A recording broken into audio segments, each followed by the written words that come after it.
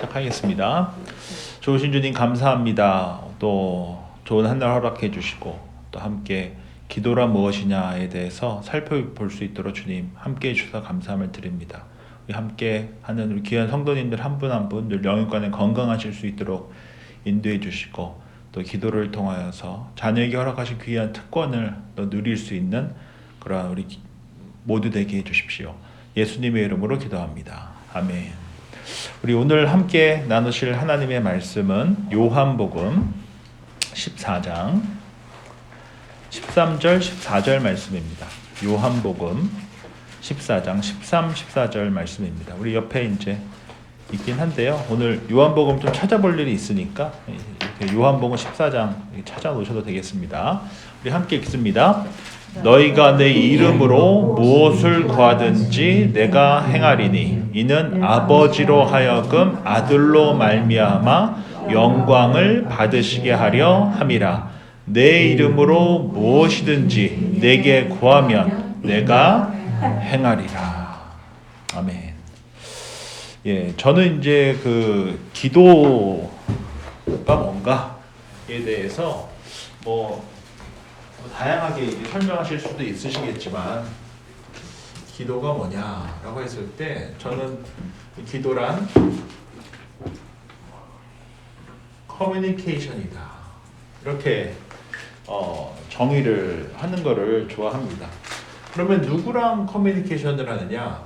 하나님께서 창조주이시면서 동시에 구원자이시기 때문에 우리를 창조해 주신 하나님과 커뮤니케이션을 하고 우리를 구원해 주신 하나님과 커뮤니케이션을 한다라는 것입니다. 그러면 이 커뮤니케이션이라고 제가 왜 굳이 이것을 이야기했느냐?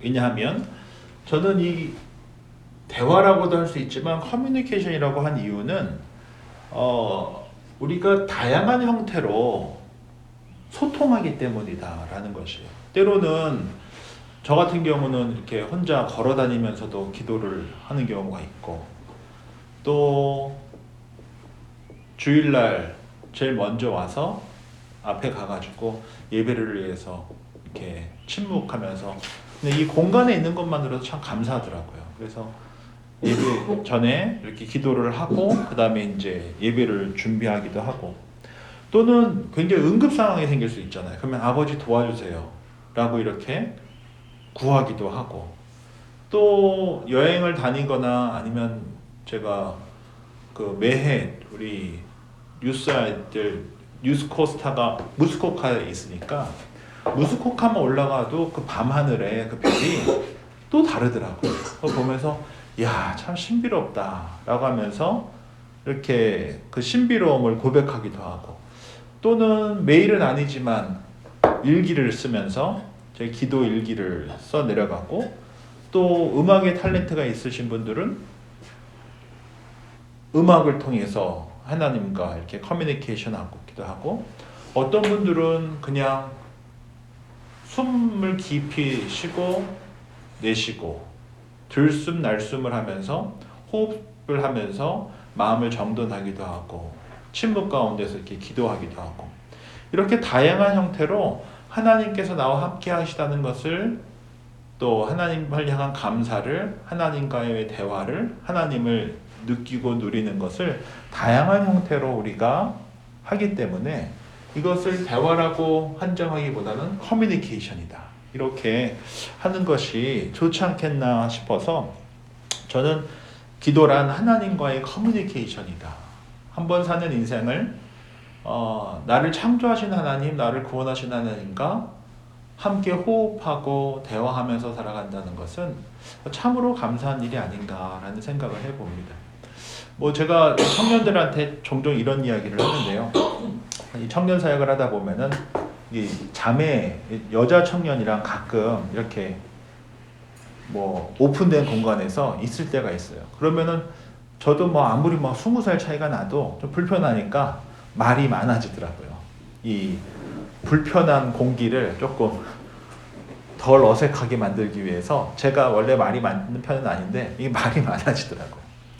근데 제 아내 같은 경우는 뭐 이렇게 두 분도 마찬가지고 다들 그러시겠지만 이렇게 말을 많이 하지 않아도 불편하지 않잖아요.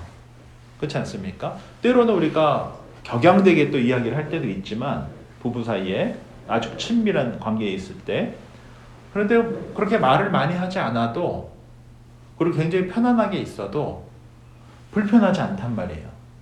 그래서 우리가 하나님과 관계 속에서도 다양한 형태로 커뮤니케이션을 할 때 꼭 말을 많이 하지 않아도 얼마든지 하나님과 그 친밀한 관계 속에서 있을 수 있는 것이고 그렇지 않겠습니까? 그래서 기도는 저는 하나님께서 우리 자녀들에게 허락하신 너무나 귀한 선물이며 커뮤니케이션이다라고 이렇게 정의를 합니다. 두 번째로 이 기도는 누구한테만 부여하신 겁니까? 자녀에게만 부여해 주신 거예요. 그래서 중요한 것입니다. 우리 요한복음 14장 13절부터 14절 말씀 아까 제가 읽었었는데 제가 한 번 더 읽어드립니다. 너희가 내 이름으로 무엇을 구하든지 내가 행하리니 이는 아버지로 하여금 아들로 말미암아 영광을 받으시게 하려 함이라. 내 이름으로 무엇이든지 내게 구하면 내가 행하리라 라고 말씀해 주고 계시거든요. 그래서 이 기도라는 것은 하나님의 자녀에게만 주신 놀라운 특권이다. 이것을 기억하는 것이 너무나 중요하다라는 것입니다. 왜냐하면 하나님께서는 우리 아버지 되시기 때문에 자녀의 신음소리에, 자녀의 목소리에 예민하게 반응하시고 가장 좋은 곳으로 응답해 주시는 분이 바로 우리 하나님이시다라는 것입니다. 그래서 제가 주일학교 설교 때도 그랬고 또 우리 설교 시간에도 여러 번 말씀드렸지만 하나님께서는 어떠한 분이시라고 전했습니까? 하나님께서는 응답해 주시는 분이신데 응답에는 종류가 몇 가지가 있다고 했죠? 기억하십니까? Yes. 세 가지. Yes, 그렇죠? no, later. Yes, no, Later. wait. Wait. 하나님께서는 늘 우리에게 yes, no, wait로 응답하시다는 것이에요. 왜 이렇게 응답하시냐? 우리에게 좋은 것을 주시기 때문에 그렇다는 것이죠. 우리가 구하는 것을 주시는 분이 아니시고 우리에게 좋은 것을 주시는 분이시기 때문에 하나님께서는 때로 yes로, 때로는 no로, 때로는 wait로 항상 응답해 주신다라는 것입니다. 세상 사람들은 자신의 수고와 애씀으로 한 번 사는 그 인생을 자신의 노력과 수고로 채우면서 살아가려고 해요. 그리고 그러한 삶을 자아 성취하는 삶이라고 하고 자신의 필요와 어떤 목표를 갖고 그것을 이루는 삶이라고 할 수 있겠죠. 그러나 우리 그리스도인들에게 있어서 인생이라는 것은 하나님의 응답으로 채워지는 인생이 바로 우리 그리스도인들의 인생인 것입니다. 그래서 하나님께서 때로는 우리의 삶을 인생을 yes로 채워주시고 때로는 no로 채워주시고 때로는 wait로 채워주심에도 불구하고 우리 삶이 하나님께서 보시기에 가장 합당한 삶, 우리의 삶이 하나님께서 보시기에 가장 근사한 삶, 하나님께서 보시기에 가장 멋진 삶으로 하나님께서 다듬어가 주신다는 것입니다. 무엇으로 다듬어가 주십니까? Yes, no, wait이라고 하는 이 응답으로 채워져 가신다는 것이에요. 그래서 이러한 삶을 우리는 섭리다. 또는 하나님께서 우리를 다듬으신다. 우리를 걸작품으로 빚어가신다라고 말씀하는 것입니다. 그래서 저는 기도란 하나님과의 커뮤니케이션이다. 그 하나님께서 우리 창조주 되시고 구원자 되시는 그 하나님과 커뮤니케이션 하면서 살아가는 것이에요. 그리고 기도란 우리 자녀들에게만 허락하신 놀라운 특권이다. 그래서 하나님께서는 하나님의 자녀들을 yes, no, wait이라고 하는 그 하나님의 응답으로 우리의 삶을 빚어가시고 다듬으셔서 최고의 걸작품으로 만들어 가신다라는 것입니다. 그래서 우리 요한일서 1장 3절 말씀 보면 우리가 보고 들은 바를 너희에게도 전함은 너희로 우리와 사귐이 있게 하려 함이니 우리의 사귐은 아버지와 그 아들 예수 그리스도와 더불어 누림이라 라고 되어져 있거든요. 그래서 이 커뮤니케이션이라고 하는 또 다른 표현을 요한일서 1장 3절에 보면 뭐라고 표현하고 있어요? 사귐이다. 즉 너희로 우리와 사귐이 있게 하려미니 우리의 사귐은 아버지와 그의 아들 예수 그리스도와 더불어 누리고 있는 그 사귐으로 우리를 어떻게 한다고요? 초대한다는 것이죠. 그러니까 성삼위일체 하나님과의 깊은 사귐의 장으로 들어가는 것이 뭡니까? 기도라는 것이죠. 그래서 저는 우리가 사귐이 일어날 때 대화하게 되고 서로 알아가게 되고 닮아가게 되고 함께 살아가게 되듯이 우리가 기도를 통하여서 하나님과 함께 더불어 살아가는 그런 삶을 살아가기 때문에 기도라는 것은 하나님의 자녀에게 허락하신 너무나 귀한 특권이다라는 것이죠. 뭐 아시겠지만 그 한국에서 그 같은 동네에서 딱 벗어나는 기회가 제가 보기에는 한 3가지가 있는 것 같아요. 첫 번째가 학교를 좀 멀리 갔을 경우, 다른 지역으로 학교를 가서 중고등학교 때까지 동네에서 다니지만 대학을 가게 되면은 이제 동네를 바꾸잖아요. 두 번째, 남자 같은 경우는 한국에서 군대를 갈 경우. 세 번째, 이민을 갈 경우. 그러면은 이제 경험하게 되는 것이 한 동네에서 살 때는 그냥 동네 말이 있어요. 뭐 서울이면 서울 말이 있고, 뭐 지역이면 지역 말이 있고. 그런데 학교를 가거나 또는 군대를 가거나 또 이민을 오게 되면은 전혀 다른 동네에서 살던 분들과 다른 비슷하지만 약간 다른 말들을 쓰면서 살아간단 말이에요. 그렇지 않겠습니까? 그러다 보니까 그 언어들이 가까운 사람들끼리 계속 닮아가게 되는 것을 보게 돼요. 부부도 그렇고 친구도 그렇고 또 교인들도 그렇고.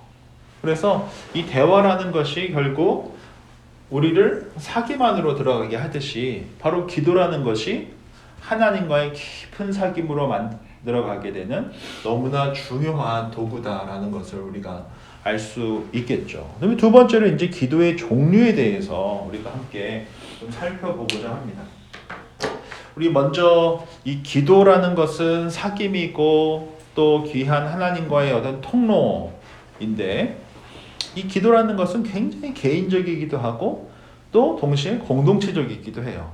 그 대표적인 예를 보여주는 것이 우리 마태복음 8장을 한번 보도록 하겠습니다.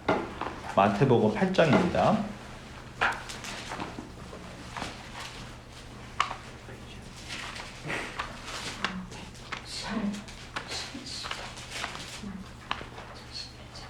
마태복음 8장이 신약성경 12쪽 신약성경 12쪽인데요. 마태복음 또는 11쪽 마태복음 8장 우리 1절부터 17절까지의 말씀인데요. 마태복음 8장 신약성경 11쪽 페이지 11페이지 마태복음 8장 1절부터 17절까지의 말씀인데 여기 첫 번째로 1절부터 4절에 보면 등장하는 분이 누구가 나오죠? 나병 환자가 나온단 말이에요. 나병 환자.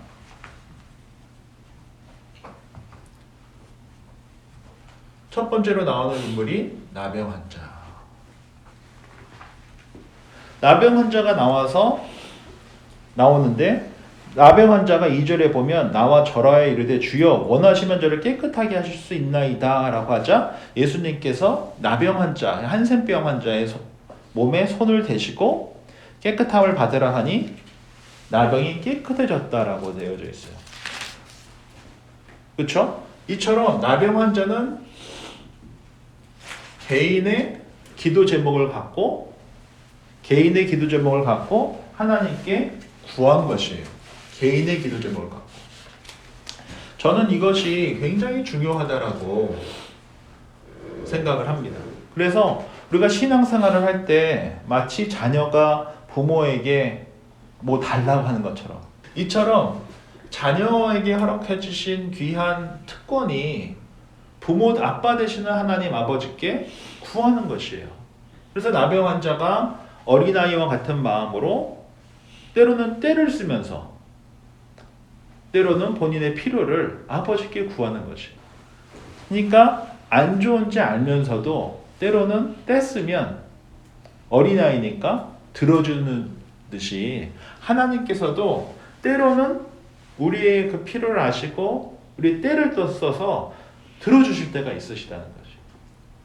이게 자녀의 권세이라는 것이죠. 그런데 우리가 여기서 하나 기억해야 될 것은, 만약에 우리가 계속 신앙생활을 이런 식으로만 하게 된다면은 어떻습니까? 우리가 신앙생활을 하면서 자녀의 권세를 갖고 하나님께 구하면서 살아가는, 그렇게 신앙의 출발점이 이렇게 되는 것은 필요하겠지만 이것이 종착점이 되어서는 안 된다는 것이겠죠. 왜냐하면 나이가 들면서 우리가 성숙해지고 어른이 되듯이 신앙생활도 성숙해지고 성장하게 되어져 있거든요. 만약에 자녀가 30이 넘었는데도, 40이 넘었는데도 어린아이와 같이 때만 쓴다. 그렇다고 한다면은 이를 뭐라고 하죠?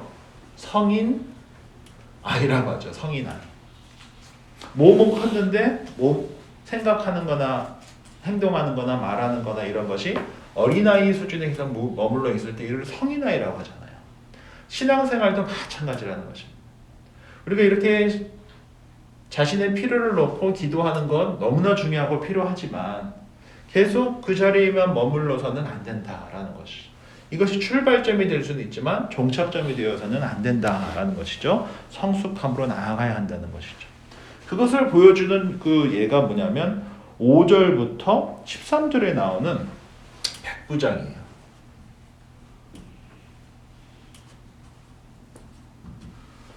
이 백부장에 보면은 백부장은 사실은 이방인입니다. 로마 군인이에요. 그런데 그 로마 군인이었던 백부장이 자신의 하인이 중풍병에 걸려서 집에 누워 굉장히 괴로워하고 있다라고 한 것이에요. 그래서 내가 가서 고쳐주리라. 그리고 백부장이 대답하여 이르되 주여 내 집에 들어오심을 나는 감당하지 못하겠습니다 라고 이야기하고 있어요. 즉 예수님께서 그에게 가서 고쳐주겠다라고 이야기하신 것이, 왜 백부장의 믿음을 보시고 그렇게 해주신 거겠죠. 그랬더니 그 백부장은 예수님께 우리 집에 오실 필요 없으십니다. 나도 남의 수하에 있는 사람이요 내 아래 군사가 있어서 가라고 하면 가고 오라고 하면 오는, 그렇습니다. 나도 주님의 종이니 그냥 말씀만 해주십시오 라고 이야기했던 것이요. 그랬더니 이와 같은 믿음을 보지 못했다라고 하고 이 백부장의 간청대로 그의 하인을 고쳐주시는 역사가 일어났던 것이에요. 그러니까 이 백부장의 믿음을 보시고 예수님께서 뭐 하셨어요? 종을 고쳐주셨어요. 이러한 기도를 무슨 기도라고 합니까? 중보기도라고 해요. 중보기도. 그러니까 나의 필요가 아니라 내가 사랑하는 누군가의 그 아픔이 나의 아픔처럼 느껴져 그를 위해서 대신 하나님께 기도하는 것. 이것을 무슨 기도라고 합니까? 중보기도라고 하는 것이에요. 그래서 우리가 주일마다 1시 반이면 우리 조권사님 인도에 따라서 지금 뭐 하고 있어요? 중보기도 하고 있잖아요. 예배를 위해서. 하나님께서 함께 해주시기를. 또 예배 자리에 함께 하시는 귀한 성도님들 함께 은혜 받고 말씀 받는, 또 하나님 높이는 복된 시간 되게 해달라고 기도하신단 말이에요. 또 마치고 나서 우리가 짧게 이렇게 기도할 때가 있지 않습니까? 이것 또한 중보기도 하는 것이에요.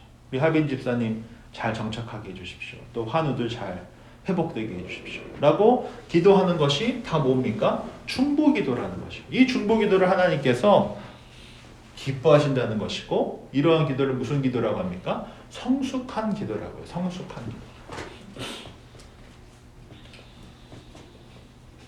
우리가 어린아이와 같은 믿음으로 있을 때는 자신의 필요를 놓고 하나님께 기도할 수 있습니다. 그리고 지금도 우리의 필요에 따라 하나님께 기도할 수 있습니다. 이것은 자녀의 놀라운 권세이기 때문에 그렇죠. 그러나 우리가 중보 기도를 한다라는 것은 타인의 아픔이 나의 아픔으로 느껴져서 기도하는 것이기 때문에 이것은 무슨 기도입니까? 성숙한 기도다. 성숙으로 나아가는 기도가 바로 중보 기도다라는 것이요. 세 번째로 우리가 볼 수 있는 것은 지금 예수님께서 베드로의 집에 들어가셨는데 베드로의 장모가 열병으로 앓아누운 것을 보게 된 거예요. 그러자 예수님께서 그의 손을 만지시고 열병이 떠나가도록 역사하십니다. 그래서 베드로의 장모가 낫게 된 것이에요. 그것이 무슨 의미냐면 베드로는 자신의 기도 제목이 있었을 거예요. 왜? 장모님이 아프시니까. 그럼에도 불구하고 예수님께 따로 구하지 않으셨어요. 구하지 않았었어요. 그럼에도 불구하고 예수님께서는 어떻게 하셨습니까? 주의 뜻 가운데서 자신의 삶을 헌신하여서 드리고 있는 베드로의 필요를 우리 주님께서 아시고 채워주셨다라는 거죠. 이에 대한 내용이 바로 마태복음 6장 7절 8절인데요. 우리 한번 찾아서 읽어보도록 하겠습니다. 마태복음 6장 몇 장 앞으로 가서 마태복음 6장 7절 그리고 8절 말씀입니다. 7절 그리고 8절 말씀입니다. 우리 한 목소리를 읽겠습니다. 또 기도할 때에 이방인과 같이 주먹언하지 말라. 그들은 말을 많이 하여야 들으실 줄 생각하느니라. 그러므로 그들을 본받지 말라. 구하기 전에 너희에게 있어야 할 것을 하나님 너희 아버지께서 아시느니라. 즉 우리가 구하기 전에 하나님 아버지께서는 자녀의 필요를 아신다라고 말씀하고 있습니다. 하나님께서는 우리의 필요를 아세요. 우리가 무엇이 필요한지 아신다는 것입니다. 그러므로 우리가 해야 할 것은 먼저 그의 나라와 의를 구하면서 나아갈 때 하나님께서는 우리의 필요를 채우신다라고 말씀하고 있습니다. 우리가 이 기도의 종류를 통하여서 우리가 한 번 더 마음에 새겨야 할 것은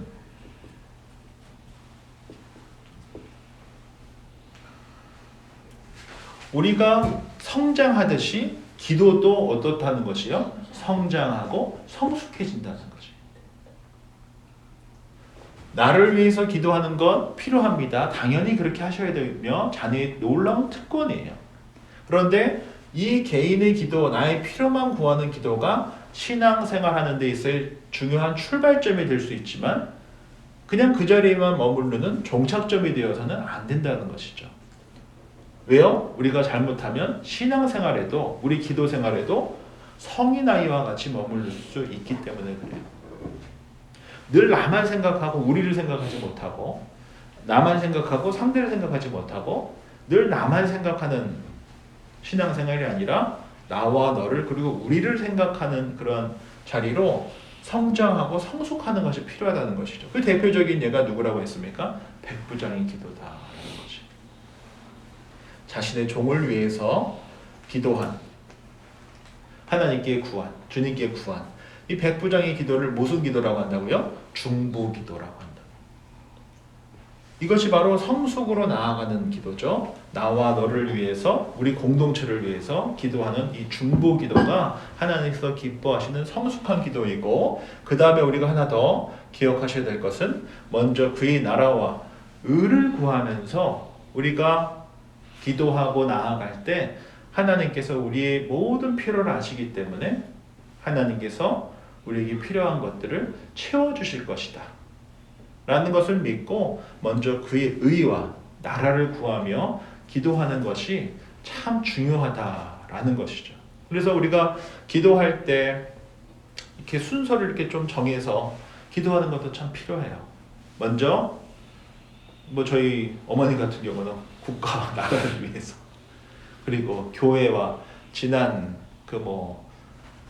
목사님들을 위해서 지난 교회들을 위해서 이렇게 쭉 기도, 선교사님들을 위해서 기도하시고 그 다음에 가족들, 또 개인의 기도 제목들, 손주들, 친척들 이렇게 쭉 이렇게 순서대로 기도를 하시거든요.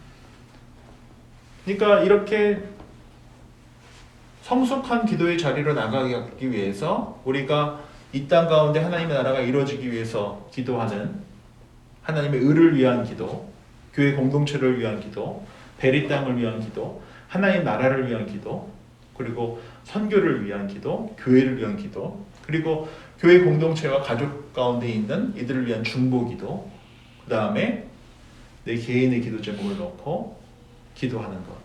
즉 거꾸로 이렇게 기도해 나아가는 것이 오히려 어떤 기도가 될 수 있습니까? 성숙한 기도가 될 수 있다라는 것이죠. 세 번째로 우리가 하나 더 살펴보고자 하는 것은, 그렇다고 한다면은 기도의 목적은 무엇이 되어야 하겠는가? 기도의 목적은 무엇이 되어야 하겠는가?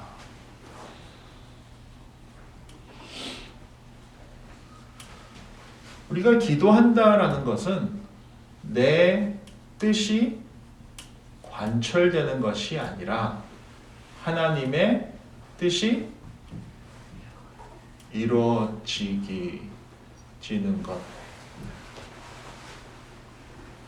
이것이 바로 기도의 목적이 되어야 한다라는 거죠. 하나님께서는 우리에게 늘 응답하세요. 왜? 이것은 자녀의 귀한 권세입니다. 그런데 내 뜻을 관철시키기 위해서 기도하는 것이 아니라 오히려 하나님의 뜻이 이루어지기를 구하면서 하는 것이 기도의 목적이 되어야 한다라는 것입니다. 또 하나 우리가 기도하는 데 있어서 중요한 것은, 하나님께서는 우리가 염려와 근심으로 돌아가는 것을 기뻐하지 않으세요. 기뻐하지 않으세요. 오히려 이것을 기도를 통해 누구께 드려요? 하나님께 드리기를 바라세요. 그래서 제가 좋아하고 제가 또 즐겨 읽었었던, 지금은 이제 소천하신 팀 켈러 목사님께서 이런 얘기를 하신 적이 있습니다. 근심하고 걱정하고 뭐 이러는 거 또한 교만이다라고까지 이야기를 하셨어요. 뭐 우리가 사실 연약하기 때문에 근심하고 걱정하지 않을 수 없잖아요. 그런데 기도를 통해서 우리의 근심과 걱정을 누구께 올려드리는 거예요? 하나님께 올려드리는 거예요. 그래서 제가 지난번에 설교할 때도 말씀드렸던 것처럼 마틴 루터라고 하는 종교개혁자가 이야기한 것처럼 기도라는 것은 내가 하고 있는 그 걱정과 근심을 누구께 드리는 거예요? 하나님께 드리는 거예요. 다른 말로 하면 하나님께서 걱정하시게 하는 것. 이것이 뭐라고 했습니까? 기도다 라고 말씀해 주셨어요. 우리 마태복음 6장 25절부터 33절 한번 같이 읽도록 하겠습니다. 마태복음 6장 25절부터 우리 33절까지 말씀을 우리 하두수 집사님부터 이렇게 한 절씩 돌아가면서 하고 남은 것은 제가 다 읽도록 하겠습니다. 우리 25절부터 한 절씩 부탁드리겠습니다. 그러므로 내가 너희에게 이르노니 목숨을 위하여 무엇을 먹을까 무엇을 마실까 몸을 위하여 무엇을 입을까 염려하지 말라. 목숨이 음식보다 중하지 아니하며 몸이 의복보다 중하지 아니하냐. 공중의 새를 보라. 심지도 않고 거두지도 않고 창고에 모아들이지도 아니하게 너희 하늘 아버지께서 기르시나니 너희는 이것들보다 귀하지 아니하느냐. 너희 중에 누가 염려함으로 그 키를 한 자라도 더할 수 있겠느냐. 또 너희가 어찌 의복을 위하여 염려하느냐. 들의 백합화가 어떻게 자라는가 생각하여 보라. 수고도 아니하고 길쌈도 아니하느니라. 그러나 내가 너희에게 말하노니 솔로몬의 모든 영광으로도 이런 것이 있고 하나만 갖지 못하였느니라. 오늘 있다가 내일 아궁이에 던져지는 들풀도 하나님이 이렇게 입히시거든 하물며 너희일까 보냐. 믿음이 작은 자들아. 그러므로 염려하여 이르기를 무엇을 먹을까 무엇을 마실까 무엇을 입을까 하지 말라. 이는 다 이방인들이 구하는 것이라. 너희 하늘 아버지께서 이 모든 것이 너희에게 있어야 할 줄을 아시느니라. 그런즉 너희는 먼저 그의 나라와 그의 의를 구하라. 그리하면 이 모든 것을 너희에게 더하시리라. 아멘. 바로 이것이 중요하다는 것이죠. 하나님께서 뭐라고 말씀하십니까? 믿음이 작은 자들아, 염려하여 이르기를 무엇을 먹을까 마실까 입을까 하지 말라. 이는 다 이방인들이 구하는 것이라. 너희는 먼저 그의 나라와 의를 구하라. 그러하면 이 모든 것을 너희에게 더하시리라. 성경에서 분명히 말씀하고 있습니다. 염려하지 말고 뭐 하라고요? 기도하라. 걱정하지 말고 하나님께서 걱정하게 해라 라고 말씀하고 있는 것입니다. 그래서 기도는 뭐 하는 것입니까? 나의 뜻을 관철시키는 것이 아니고 하나님의 의를 구하는 것입니다. 그래서 예수님께서도 마태복음 26장 39절에 보면 겟세마네에서 십자가에 달리시기 전에 기도하셨잖아요. 땀방울이 핏방울이 되도록 기도하셨잖아요. 그러나 마지막에 이 잔을 옮겨주십시오. 그러나 뭐라고 말씀하십니까? 나의 원대로 마시옵고 아버지의 원대로 하옵소서.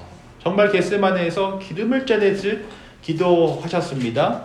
피하고 싶고 두려웠지만 인류를 향한 그 죄의 그 무게가 그만큼 컸기 때문에 우리 주님께서 또한 피하고 싶으셨지만 뭐라고 기도하셨습니까? 내 뜻이 아니라 주의 하나님의 뜻이 이루어지게 해주십시오 라고 기도했다는 것입니다.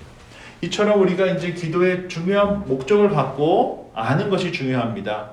기도란 내 뜻을 관철시키는 것이 아니라 하나님의 뜻이 이루어지는 것이고, 기도란 우리의 염려를 주님께 맡겨드리는 것이고, 기도란 주의 뜻을, 하나님의 의를 구하는 것이다. 이것이 바로 기도의 목적이다라는 것입니다. 마지막으로 네 번째, 기도 응답.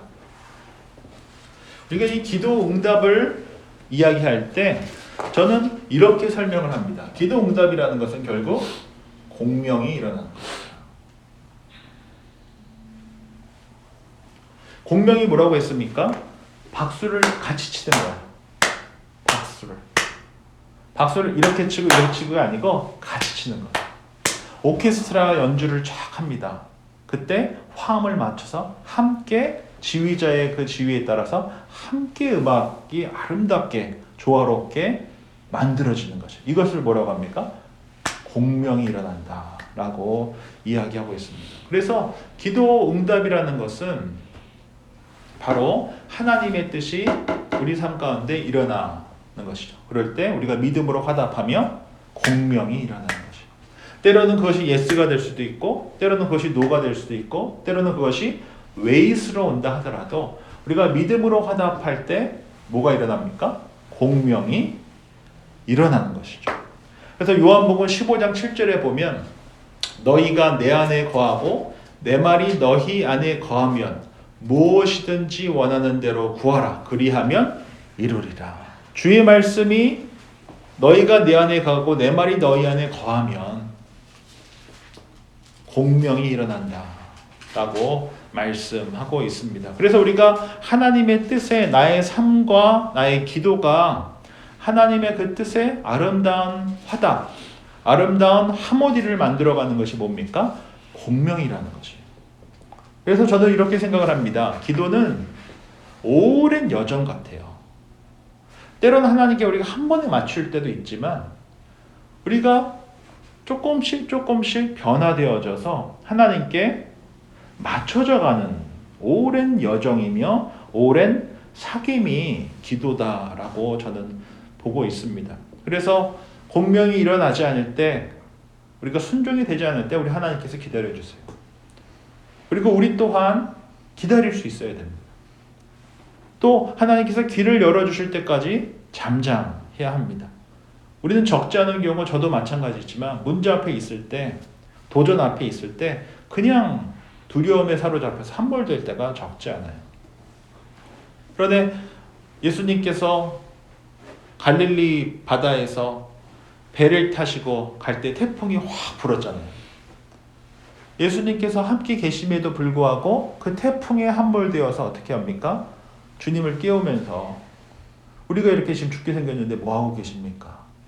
라고 했었던 것처럼 폭풍 앞에서 우리가 두려움과 불안에 사로잡힐 수밖에 없지만 우리가 결코 잊지 말아야 할 것은 우리 주님께서 바로 그 자리에 제자들과 함께 계셨던 것처럼 우리의 삶 속에서도 우리 주님께서 함께 하신다라는 것을 믿고 주님과 동행하고 사귐 속에서 대화하며 기도하며 성숙하게 하나님의 뜻에 우리의 삶을 기쁘고 즐겁게 맞추며 공명이 일어나게 하는 삶, 그 도구가 뭐라는 것입니까? 기도라는 것이고, 기도하지 않으면 그래서 공명이 일어나지 않는다라는 것이죠.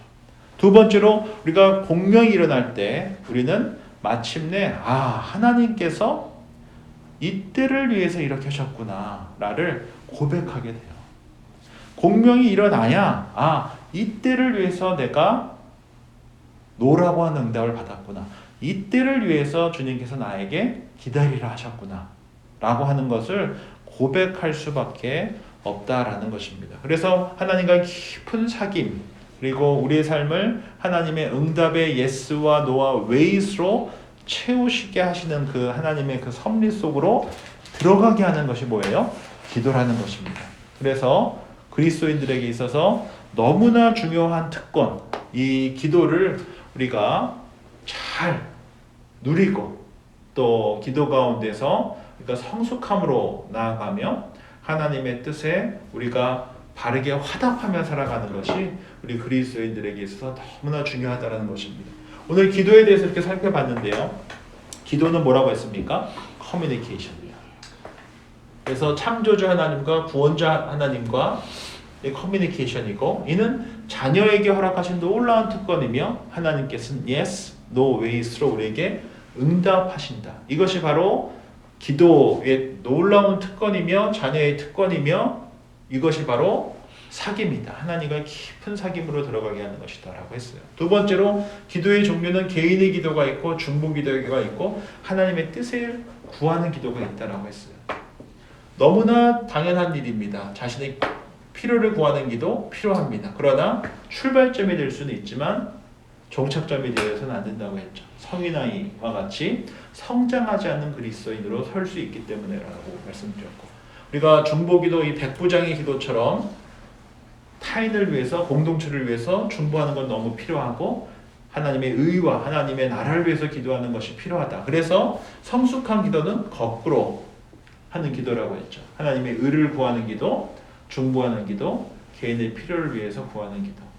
이러할 때 우리가 성숙한 기도로 나갈 수 있고, 기도의 목적은 내 뜻을 관철시키는 것이 아니라 하나님의 뜻이 이루어지기 위해서 기도하는 것이다 라고 했고, 염려와 근심으로 살아가기를 하나님께서는 기뻐하지 않으신다라고 했어요. 오히려 하나님께서 걱정하시도록 하나님께 내어드리는 것이 너무나 필요하고, 마지막으로 기도 응답이라는 것은 결국 우리의 삶과 믿음을 통해 하나님께 공명을 화답하며 공명이 일어나게 하는 것이다. 그러할 때 우리는 마침내 하나님의 그 응답으로 채워지는 삶을 살아갈 수 있다라는 것입니다.